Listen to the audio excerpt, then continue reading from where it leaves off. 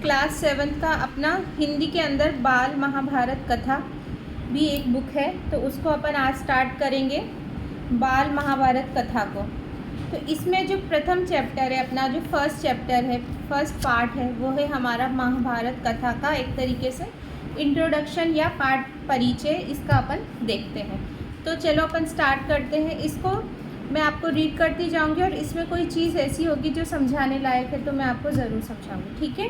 तो चलिए आप भी सुनिए, और जिनके महाभारत का ये नहीं है उनको भी सुनने में इंटरेस्ट आएगा, क्योंकि ये क्या है, कहानी है।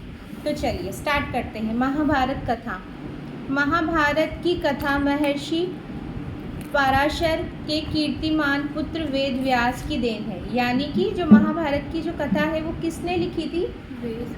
वेद व्यास जी ने लिखी थी, जो किसके पुत्र थे? महर्षि पराशर के, ठीक है। व्यास जी ने महाभारत की ये कथा सबसे पहले अपने पुत्र शुकदेव को कंठस्थ कराई थी। यानी जो व्यास जी थे उन्होंने अपने बेटे को, जो उनके पुत्र थे शुकदेव, उनको कंठस्थ कराई थी, मतलब एकदम मुंह से उनको सारी चीज़ लर्न हो गई थी, इस तरीके से उनको पढ़ाई थी, ठीक है।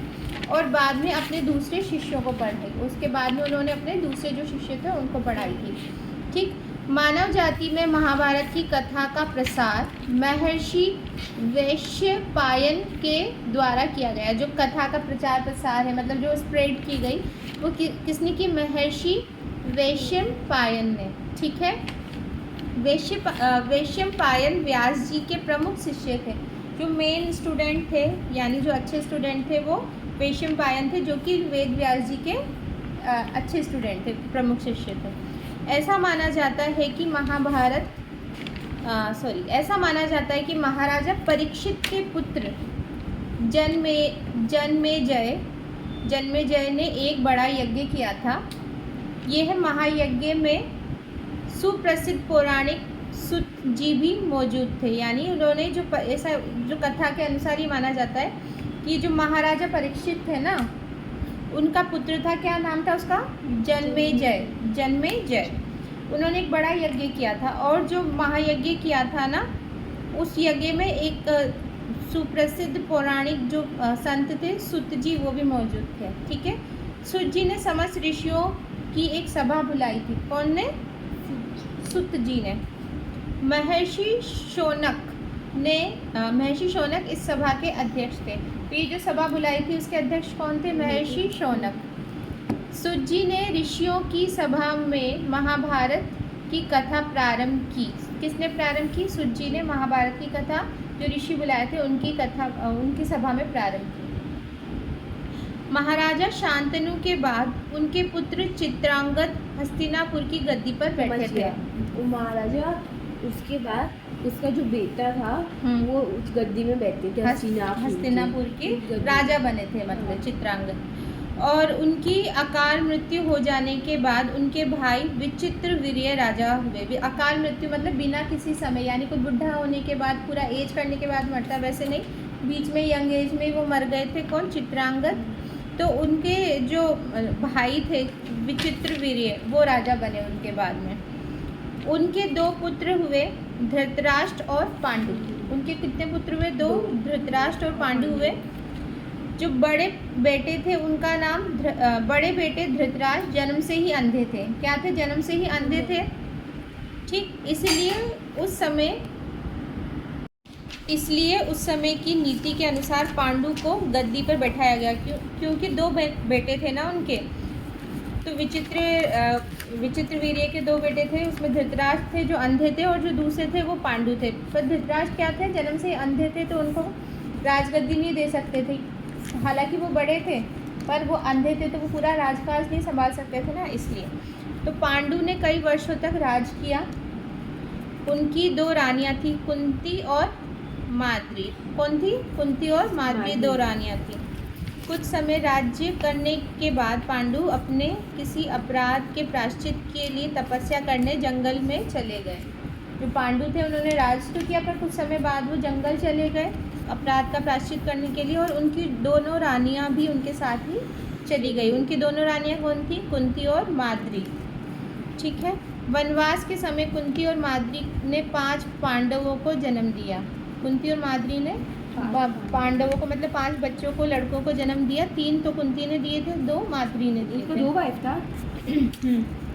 कुछ समय बाद पांडु की मृत्यु पहला हो गई। वाइफ कौन था? कुंती थे और और second? दूसरे वाले माद्री थे।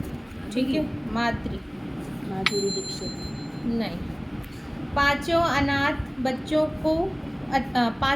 बच्चों का वन के ऋषि मुनियों ने पालन पोषण किया और पढ़ाया लिखाया। जब युधिष्ठिर 16 वर्ष के हुए तो ऋषियों ने 5 कुमारों को हस्तिनापुर ले जाकर पितामह भीष्म को सौंप दिया। जो ये बच्चे थे 5, यानी युधिष्ठिर जी हो गए, भीम हो गए, अर्जुन हो गए, नकुल और सहदेव, ये 5 थे ना। तो इनको जो ऋषि थे उन्होंने उनका पालन पोषण किया और बाद में जब वो 16 वर्ष के युधिष्ठिर हो गए थे तो उन्हें हस्तिनापुर भीष्म पितामह के पास सौंप दिया था। 5 पांडव बुद्धि से तेज और शरीर से बली थे, यानी बहुत ज़्यादा इंटेलिजेंट और स्ट्रांग थे। उनकी प्रखर बुद्धि और मधुर स्वभाव ने सबको मोह लिया था। ये देखकर धृतराष्ट्र के पुत्र कौरव उनसे जलने लगे थे और उन्होंने पांडवों को तरह तरीके के कष्ट पहुंचाने शुरू कर दिए थे। जो 5 पांडव थे उनको धृतराष्ट्र के जो पुत्र थे यानी कौरव थे, उन्होंने कष्ट पहुंचाना शुरू कर दिया था। दिन पर दिन कौरवों और पांडवों के बीच वैर भाव बढ़ता गया। वैर भाव मतलब कि उनमें दुश्मनी होती चली गई। किन किन के बीच में? कौरवों और पांडवों के बीच में। अंत में पितामह भीष्म ने दोनों को किसी तरह समझाया और उनके बीच संधि कराई। क्लास 6 में ऐसा एक चैप्टर भी था ना, वो थी ना 6 में तो हाँ। रामायण थी तुम्हारी। नहीं, एक मधु लाक्षागृह करके जो चैप्टर हाँ, था उसमें तो पांडवों को इतना भी सुई के बराबर है तो तुम जगह नहीं देना, वो कविता थी तुम्हारी। भीष्म के आदेशानुसार कुरु राज्य के 2 हिस्से किए गए। कुरु राज्य मतलब जो इनका पूरा राज्य था उसके 2 हिस्से बांटे गए। कौरव हस्तिनापुर में ही राज कर रहे थे और पांडवों को अलग राज्य दे दिया गया जो आगे चलकर इंद्रप्रस्थ के नाम से मशहूर हुआ। किस नाम से मशहूर हुआ? इंद्रप्रस्थ। इस प्रकार कुछ दिन शांति रही। उन दिनों राजा लोगों में चौसर खेलने का आम रिवाज था। चौसर गेम होता था एक, जैसे अपने वो लूडो और ऐसा होता है ना, वैसे से रिलेट करके वैसा गेम होता था। राज्य तक की बाजियां लगा दी जाती थी। उसमें जो बाजी है जैसे जुए में लगाई जाती है ना, वैसे तुम लोग तो क्या जानो, वैसे ही उसमें राज्य भी मतलब बेट बोलते हैं ना अपन, उसमें बैट में लगा देते थे। ठीक है, इस रिवाज के मुताबिक एक बार पांडवों और कौरवों ने चौपड़ खेला। ये चौसर को ही चौपड़ बोल रहे हैं। और कौरवों की तरफ से कुटिल शकुनी ने खेला।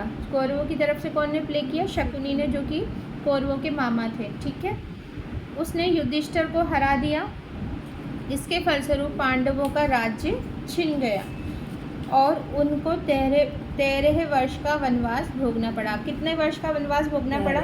जबकि अपन ने रामायण में देखा था तो राम भगवान ने कितने वर्ष का वनवास? 14 का। ठीक है, और यहाँ पर 13 का, 1 साल का। हाँ।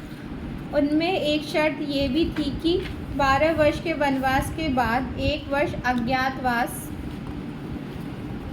करना होगा। 12 वर्ष वनवास किया और 1 साल अज्ञातवास। अज्ञातवास का मतलब होता है कोई भी तुम्हें पहचाने नहीं उस वाले साल के अंदर, है ना। उसके बाद उनका राज्य उन्हें लौटा दिया जाएगा। राम और फिर जानता था राम और सीता को। हाँ, उनका अज्ञातवास नहीं था। इनका 1 साल का जो 13 था ना, उसमें से जो लास्ट वाला था वो अज्ञातवास था। अज्ञातवास का मतलब अज्ञात, यानी किसी को ज्ञात नहीं हो कि तुम लोग ही हो वो। ठीक है ना।